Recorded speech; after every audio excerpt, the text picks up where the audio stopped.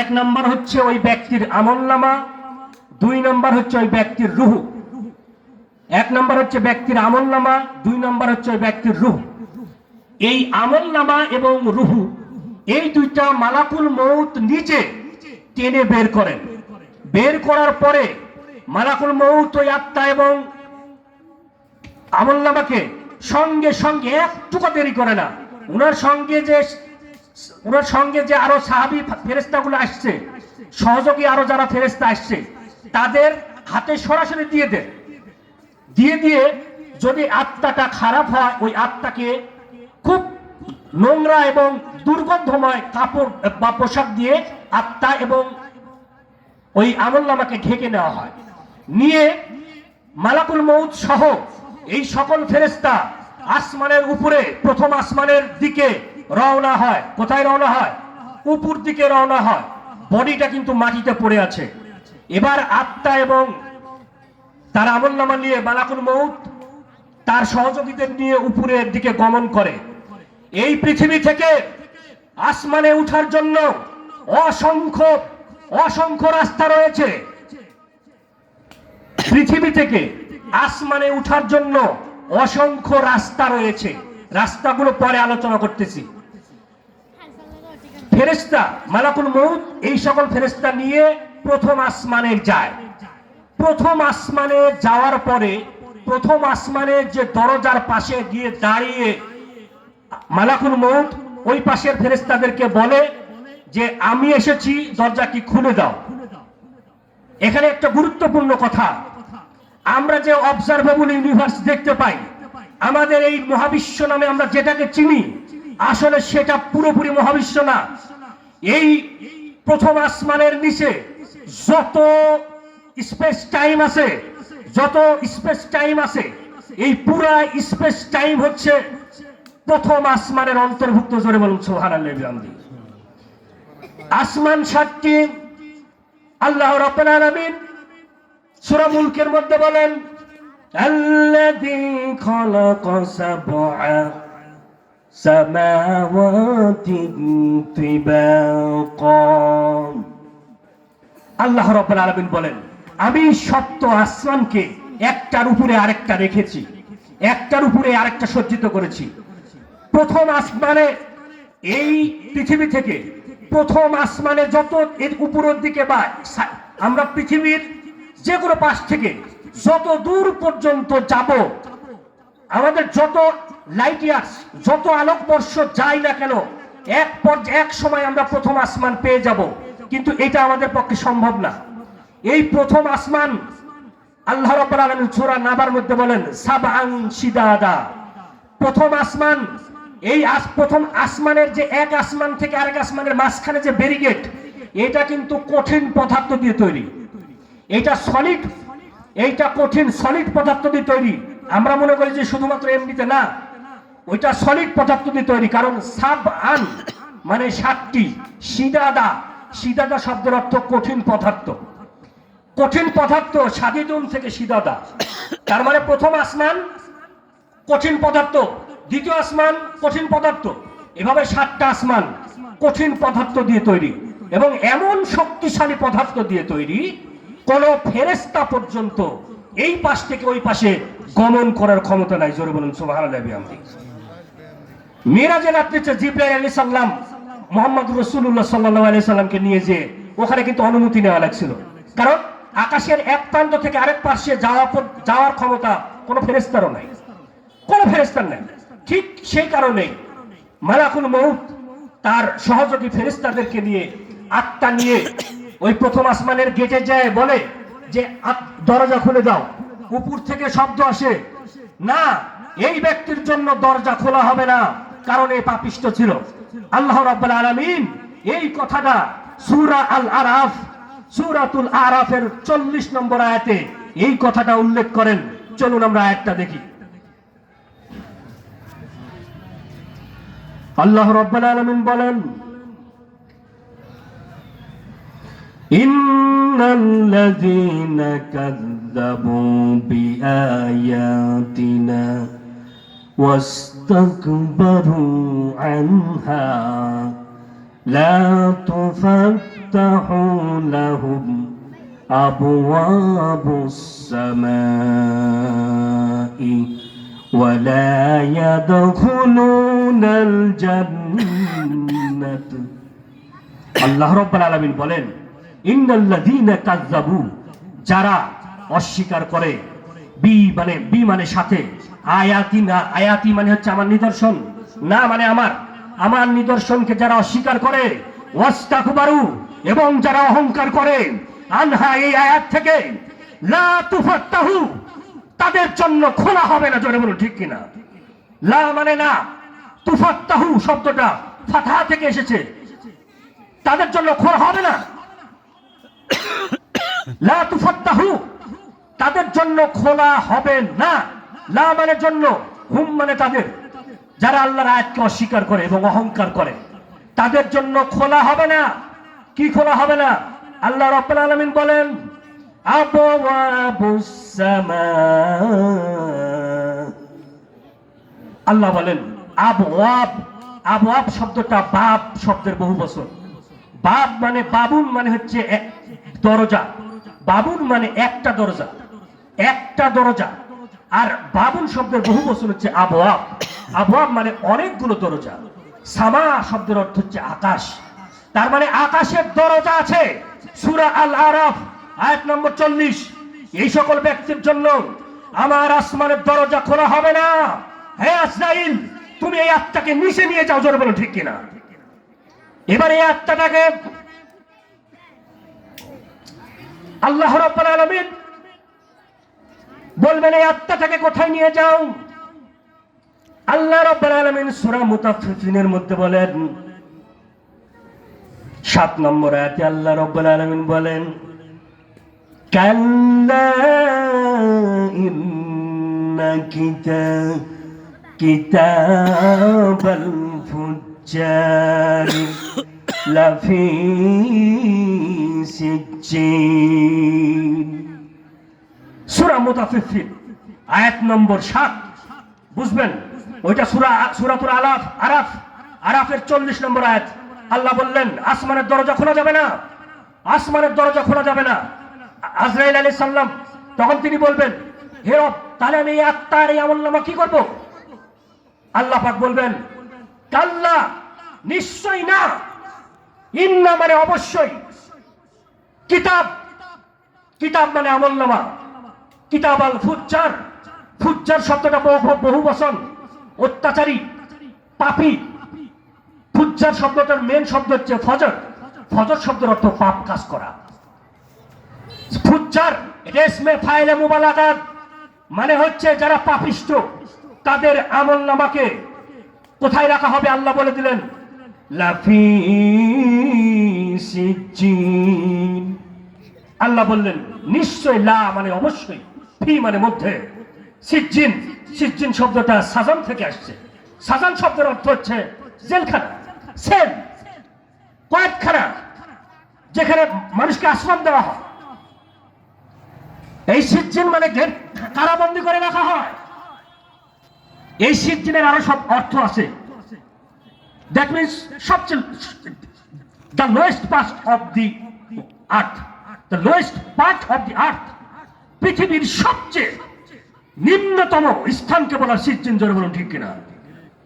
এবার আসেন, পৃথিবীর এই নিম্নতম স্থান, পৃথিবীর কেন্দ্র থেকে, পৃথিবীর একদম এই পৃথিবীর ভূপৃষ্ঠের, এই ভূপৃষ্ঠের উপরের পৃষ্ঠ থেকে একদম কোর অফ দ্য আর্থ, পৃথিবীর কেন্দ্র পর্যন্ত, এই কেন্দ্র পর্যন্ত, পৃথিবীর কেন্দ্র থেকে ভূপৃষ্ঠ পর্যন্ত পৃথিবীর 7টা স্তর। কয়টা স্তর?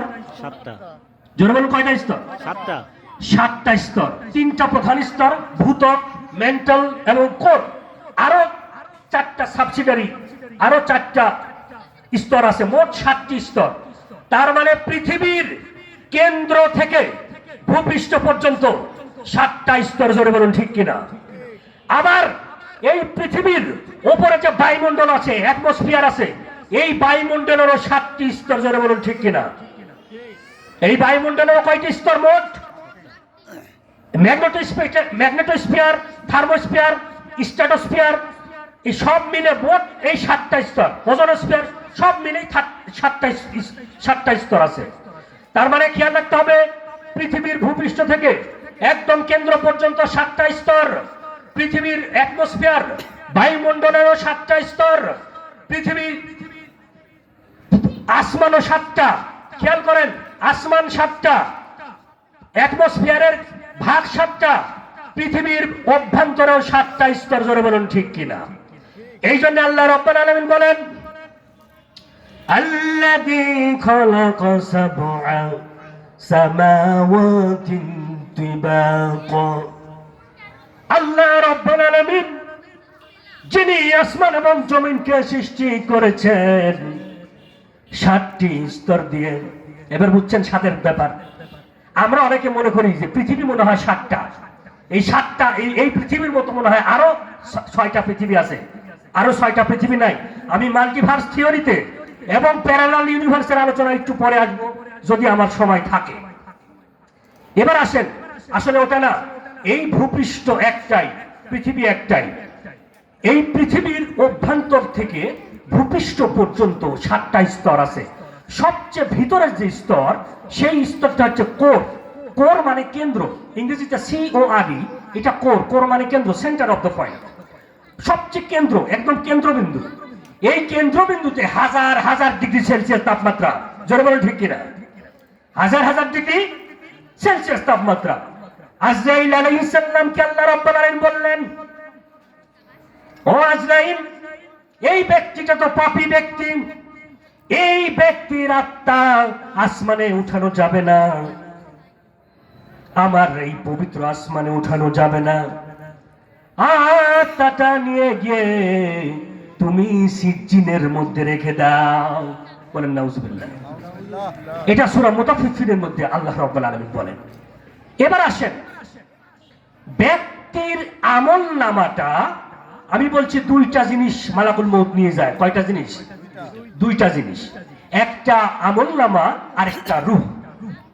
এই আমল নামাটা আল্লাহ রাব্বুল আলামিন বলেন কিতাব আল ফুজ্জার, এই পাপিষ্ঠদের আমল নামাকে ফি সিজ্জিন, এই পৃথিবীর কেন্দ্রে সর্বনিম্ন যেটা স্তর, পৃথিবীর উপর থেকে একদম কেন্দ্রে যাওয়া পর্যন্ত সবচেয়ে উত্তপ্ত যে জায়গাটা, সেই উত্তপ্ত এবং গরম, সবচাইতে টেম্পারেচার বেশি যেখানে, হাজার হাজার ডিগ্রি সেলসিয়াস তাপমাত্রা, সেখানে তাপমাত্রা এখনো কিন্তু বিজ্ঞানীরা পুরোপুরি আবিষ্কার করতে পারে নাই। কারণ এই পৃথিবীটা সৃষ্টি হয়েছে আজ থেকে 450 কোটি বছর আগে। বিগ ব্যাং হয়েছে 13.8 বিলিয়ন বছর আগে। তার হাজার হাজার কোটি বছর পর বিভিন্ন যে 6টা স্তর, বিগ ব্যাং থেকে শুরু করে একদম এই পৃথিবী পর্যন্ত 6টা স্তরে 6 দিনে 6টা ভাগে 6টা যুগে আল্লাহ যে সৃষ্টি করেছিলেন। এই প্রথম অবস্থায় এই পৃথিবীটা গ্যাস পিণ্ড ছিল, ঠিক কিনা? প্রথম অবস্থায় পৃথিবী কি ছিল? অগ্নিশিখা ছিল, অগ্নিপিণ্ড ছিল। এখন যখন কালক্রমে এই পৃথিবীকে আল্লাহ রাব্বুল আলামিন ঠান্ডা করলেন, তাপ যখন উপর থেকে, তাপমাত্রা, এনার্জিটা উপর থেকে যখন আস্তে আস্তে চলে যায়, উপরের পৃষ্ঠ ঠান্ডা হওয়ার কারণে দুধের যখন ঠান্ডা হয়ে যায়, তখন দুধের উপরে সর পড়ে যায়। ঠিক এই পৃথিবীটা ঠান্ডা হয়ে যাওয়ার কারণে পৃথিবীর উপরের পৃষ্ঠে এই যে আমাদের 7টি যে মহাদেশ, এই মহাদেশগুলো টেকটনিক প্লেট, এই 7টি প্রথম অবস্থায় 3টি কিংবা 4টি টেকটনিক প্লেট ছিল। এই দুধের স্বর, অর্থাৎ এই পৃথিবীর ভূপৃষ্ঠে যে এই যে কার্বন, সিলিকন, অ্যালুমিনিয়াম, এগুলো যুক্ত হয়ে যে মাটি তৈরি হয়, এটা কিন্তু প্রথম অবস্থায় 3টি টেকটনিক প্লেট ছিল। তারপরে আবার ভূমিকম্পের কারণে 7টা টেকটনিক প্লেট সৃষ্টি হয়েছে। জোরে বলুন সুবহানাল্লাহ বিহামদি। এবারে আসেন, তাহলে এই 7টা স্তরের নিচে পাপিষ্ঠদের আমলনামা রেখে দেওয়া হয়। কোথায় রাখা হয়? 7টা স্তরের নিচে, একদম পৃথিবীর অভ্যন্তরে সিজ্জিন নামক জায়গা। কিন্তু এখানে এখন একটা প্রশ্ন আছে, তাহলে হুজুর আপনি যে বললেন যে সিজ্জিন যদি পৃথিবীর অভ্যন্তরে হয়, পৃথিবীর অভ্যন্তরে যদি সিজ্জিন হয়, তাহলে এই পৃথিবীর অভ্যন্তরে আমরা যদি কোনো কারণে কোনো সময় বিজ্ঞান টেকনোলজি উন্নত হওয়ার কারণে যদি কোনোদিন আমরা পৃথিবীর কেন্দ্রে যেতে পারি, তাহলে কি এই আমলনামাগুলো দেখা যাবে কিনা? এটা কিন্তু একটা প্রশ্ন। না, কখনো না। কারণ কারণ এই মানুষটা মারা গেছে, এই মানুষ কিন্তু আর আমাদের এই পৃথিবীর এই ডাইমেনশনে নাই, পৃথিবীর আমাদের এই ফোর্থ ডাইমেনশনে নাই। এটা বুঝতে হলে ডাইমেনশন কি জিনিস সেটা বুঝতে হবে, মাত্রা কি জিনিস সেটা বুঝতে হবে। আমরা যেই মহাবিশ্বে বাস করতেছি, আমরা যে মানুষ যেই মাত্রায় বাস করতেছি, আমাদের দৈর্ঘ্য প্রস্থ অর্থাৎ আমাদের সামনে পিছনে উপরে নিচে, আমরা মোট 4টি মাত্রা, দৈর্ঘ্য প্রস্থ উচ্চতা এবং টাইম। টাইম হচ্ছে একটা মাত্রা, দৈর্ঘ্য প্রস্থ এবং উচ্চতা, দৈর্ঘ্য প্রস্থ উচ্চতা এবং হচ্ছে টাইম। এই 4টি মাত্রার মানুষ আমরা এই 4টি মাত্রার উপরে যেতে পারি না। এই 4টি মাত্রার উপরে একটু অ্যাডভান্স লেভেলে একটা ডার্ক এনার্জি দিয়ে তৈরি এই জিন জাতি আছে। জিন জাতি কিন্তু আমাদের চাইতে একটু উপরের মাত্রা, যার কারণে জিনকে আমরা দেখতে পাই না। জিনকে আমরা দেখতে পাই না এই কারণে, কারণ জিন এক ধরনের ডার্ক এনার্জি। এই মহাবিশ্বের আমরা যা কিছু দেখি সবকিছুর এই আমরা যেটা দেখতে পাই, এই হোয়াইট ম্যাটার, এটা মাত্র 5%, আর 95% আল্লাহর সৃষ্টি আমরা দেখতে পাই না। জোরে বলুন ঠিক কিনা? 95% জিনিস আমরা দেখতে পাই না, এটাকে ডার্ক এনার্জি বলে। এই জিন জাতি সহ আরো অ্যাডভান্স লেভেলে যদি আমরা যেতে পারি, অর্থাৎ মৃত্যু যখন আসে, মৃত্যু কিন্তু পঞ্চম মাত্রায়, মৃত্যু হচ্ছে পঞ্চম মাত্রা। পঞ্চম মাত্রায় যদি কোনো প্রাণী থাকে, তাহলে সেই প্রাণীটা এই সময়কে অতিক্রম করতে পারে, সময়ের আগে এবং সময়ের পিছনে যেতে পারে। পঞ্চম মাত্রায়, ষষ্ঠ মাত্রায় যদি কোনো প্রাণী থাকে, সেই প্রাণীটা পঞ্চম মাত্রার প্রাণীকে কন্ট্রোল করতে পারে। অষ্টম মাত্রায় যদি কোনো প্রাণী থাকে, সে নিচের মাত্রাগুলোকে কন্ট্রোল করতে পারে। নবম মাত্রায় যদি কোনো থাকে, নিচের মাত্রাকে কন্ট্রোল করতে পারে। দশম মাত্রা, 11 মাত্রা, 11 ডাইমেনশন। এই বর্তমানে আল্ট্রা মডার্ন এই আধুনিক বিশ্বে এখন পর্যন্ত স্ট্রিং থিওরি, সবচেয়ে কোয়ান্টাম ফিজিক্সের সবচেয়ে অত্যাধুনিক যে থিওরি, এই পদার্থ বিজ্ঞানকে ব্যাখ্যা করার জন্য, সবচেয়ে অত্যাধুনিক কসমোলজিকে ব্যাখ্যা করার জন্য অত্যাধুনিক যেই পদার্থ বিজ্ঞানের যে শাখা, ফিজিক্সের যে শাখা, সেটাকে বলা হয় কোয়ান্টাম ফিজিক্স। কোয়ান্টাম ফিজিক্স, এই কোয়ান্টাম ফিজিক্সকে ব্যাখ্যা করার জন্য পৃথিবীর বড় বড় বিজ্ঞানী বিভিন্ন তত্ত্ব দিয়ে রাখছে। তার মধ্যে একটা জনপ্রিয় তত্ত্ব হচ্ছে string M theory. String M theory, এই এম থিওরি অনুযায়ী পৃথিবীর everything is created by little and invisible string. এই মহাবিশ্বের সবকিছুই অণুপরমাণুর লেভেলে আরো গভীরে গেলে সবকিছুই ছোট ছোট স্ট্রিং, যেটা energy. This is called energy particle. এই এনার্জি পার্টিকেল দিয়ে তৈরি, অর্থাৎ মহাবিশ্বের সবকিছুই এনার্জি। এই এনার্জি দিয়েই এই মহাবিশ্ব, এই স্ট্রিং দিয়েই তৈরি। এর ইঙ্গিত কিন্তু কোরআনে আছে। আজকে যেহেতু আমার আলোচনার বিষয় এটা না, আমি ওইদিকে আর যাচ্ছি না। এবার আসেন, বিজ্ঞানীরা, এক বিজ্ঞানী, নিউটন ঈশ্বর আল্লাহকে স্বীকার করতো না, অ্যারিস্টটল কখনো স্বীকার করতো, কখনো স্বীকার করতো না, প্লেটো কখনো স্বীকার করতো, কখনো স্বীকার করতো না। আইনস্টাইন তো বলেই ফেলেছে যে গড বলে কিছু নাই। আবার কোন কোন জায়গায় যখন জেনারেল থিওরি অফ রিলেটিভিটি এবং স্পেশাল রিলেটিভিটি থিওরি যখন তিনি দেয়, তখন E = mc²। 1915 সালে যখন এই রিলেটিভিটির আপেক্ষিকতার এই তত্ত্ব যখন সে দেয়, তখন বিজ্ঞানী আইনস্টাইন তখন তিনি ধারণা করেছিলেন, না, এই মহাবিশ্বে সামথিং এক্সিস্ট, কোনো কিছু আছে, এই মহাবিশ্বকে কোনো কিছু কন্ট্রোল করে। এই এত সুন্দর মহাবিশ্বের গোছানো জিনিস কোনো কিছু কন্ট্রোল করে 100%। কখনো কোনো কিছু এমনি হয় না। আমি বিজ্ঞান দিয়ে প্রমাণ করে দিয়ে যাচ্ছি আল্লাহ রাব্বুল আলামিন সত্য। এবার আসেন একটু বিজ্ঞানের মধ্যে ঢুকি। স্যার আইজাক নিউটন, আমরা নিউটনের বিজ্ঞানী পদার্থবিদ, নিউটনের নাম আমরা সবাই কম বেশি জানি, ঠিক কিনা? এই নিউটনের ফিজিক্সের 3টা ল আছে। বলের 3টা সূত্র আছে, ফোর্সের 3টা সূত্র আছে। ফিজিক্সের ফার্স্ট ল হচ্ছে, প্রথম সূত্রটা হচ্ছে চলন্ত অথবা স্থির, গতিশীল অথবা স্থির বস্তুকে বাহির থেকে কোনো বল প্রয়োগ না করা হলে স্থির বস্তুটি আজীবন স্থির থাকবে, গতিশীল বস্তুটা তার নিজস্ব গতিতে এবং ভেলোসিটি সমবেগে ইনফিনিটি পর্যন্ত চলতে থাকবে, যার কোনো সীমা নাই। দেখেন, গতিশীল বস্তু আজীবন চলতে থাকবে, স্থির বস্তু সারা জীবন স্থির থাকবে।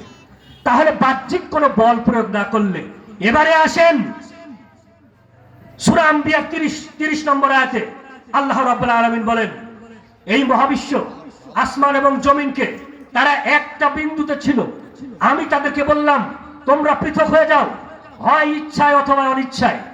ইচ্ছা অথবা অনিচ্ছায় এই আকাশ এবং গোটা মহাবিশ্বের সবকিছু এক বিন্দুতে ছিল। আল্লাহ বললেন তোমরা আসমান এবং জমিনকে বললেন তোমরা পৃথক হয়ে যাও, অর্থাৎ ইন্নাহু লা মুসিউন, এই মহাবিশ্বকে আমি তখন থেকে প্রসারিত করছি। This is called big bang theory. যারা বলেন ঠিক কিনা? আওয়াজ দিচ্ছে